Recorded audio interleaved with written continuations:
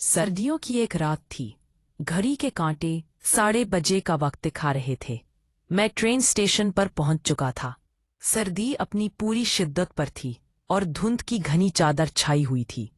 जैसे ही मैं कोच में दाखिल हुआ तो मुझे एहसास हुआ कि ट्रेन में बहुत ज्यादा हुजूम है। खैर, मेरे पास मुकम्मल बर्थ की बुकिंग थी। मैं रश को चीरते हुए जब अपनी बर्थ तक पहुंचा तो वहां पहले से ही कोई खानदान बैठा हुआ था। एक दरमियानी उम्र की खातून, साथ में 2 नौजवान लड़कियां और एक छोटा लड़का जिसकी उम्र शायद 8 या 9 साल होगी। मैंने खातून से कहा, आंटी, मेरी सीट खाली कर दे है ये, मैंने ये बुक करवा ली है। वो कहने लगा, बेटा, नौजवान लड़कियों को लेकर कहाँ बैठूं? गाड़ी में तो पाँव रखने की जगह भी नहीं है। दोनों लड़कियां, जो शायद इस खातून की बेटियां थीं, उम्मीद भरी नजरों से मुझे देख रही थीं। मेरे दिल में हमेशा की तरह रहम आ गया और मैं उनके और छोटे भाई के साथ सड़क पर बैठ गया। गाड़ी चल पड़ी और रफ्तार पकड़ने लगी। साथ ही सर्दी ने बदन को टकराना शुरू कर दिया। मैंने बैग खोला और गरम चादर निकालकर बदन पर डाल ली और अपने मोबाइल में गुम हो गया।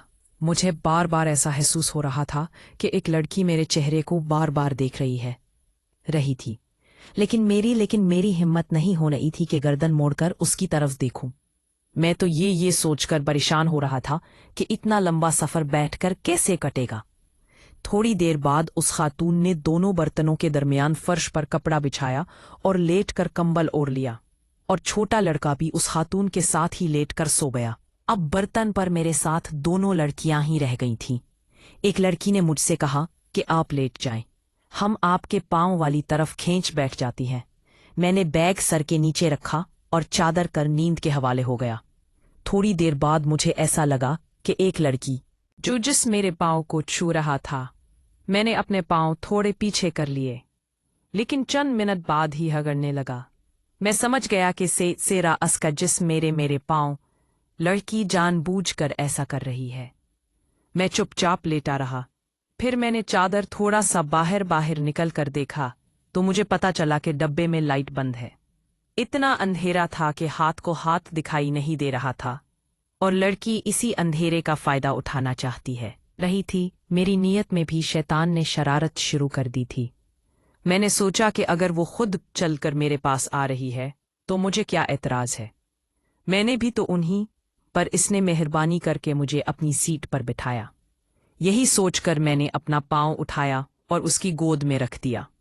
वो अपनी उंगलियों से मेरे पांव के साथ खेलने लगी। मेरे जिस्म में एक अनोखा एहसास जाग रहा था। अब मुझे पूरा यकीन था कि वो मेरे साथ मुकम्मल ताल्लुक कायम करेगी।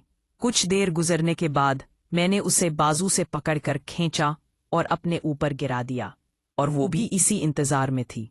मेरे साथ लेटकर वो बड़ी खुशी से बातें करती रही। उसका नाम जरीना था।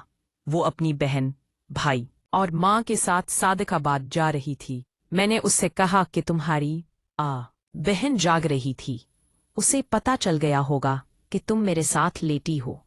तो जरीना ने कहा कि उसे सब कुछ मालूम है, फिक्रमंद होने की जरूरत नहीं, वो मेरी बहन कम, दोस्त ज्यादा है। ओह, ये बात सुनकर मैं मुतमईन हो गया और रात के अंधेरे में कुछ ऐसी शर्मनाक हरकतें भी कीं जो लिखने के काबिल नहीं। बहरहाल सफर बहुत मजेदार गुजर रहा था। फिर जरीना ने कहा कि मेरी बहन बैठ बैठ कर थक गई है, उसे भी अपने साथ ले लो। मुझे क्या एतराज हो सकता था। अब सूरत हाल कुछ ऐसी हो गई थी कि एक तरफ जरीना और दूसरी तरफ उसकी बहन मेरे साथ लेटी हुई थी। मैं भी मुश्किल में था। मैं लेट रहा था, लेकिन हालत ऐसी थी कि सब कुछ बहुत दिलकश लग रहा था।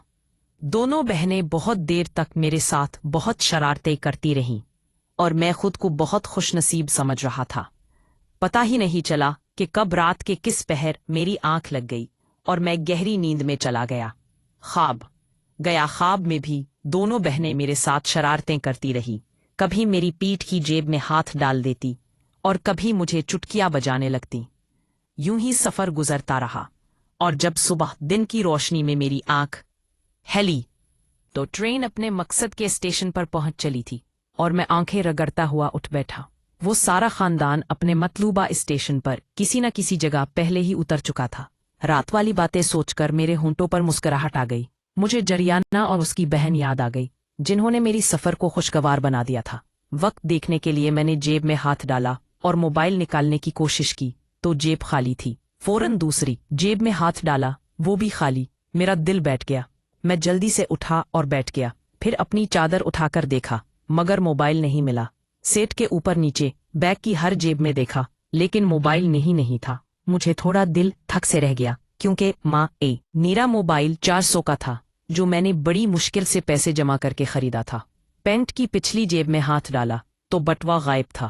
دماغ کا فیوز ہی اڑ گیا۔ پہلے موبائل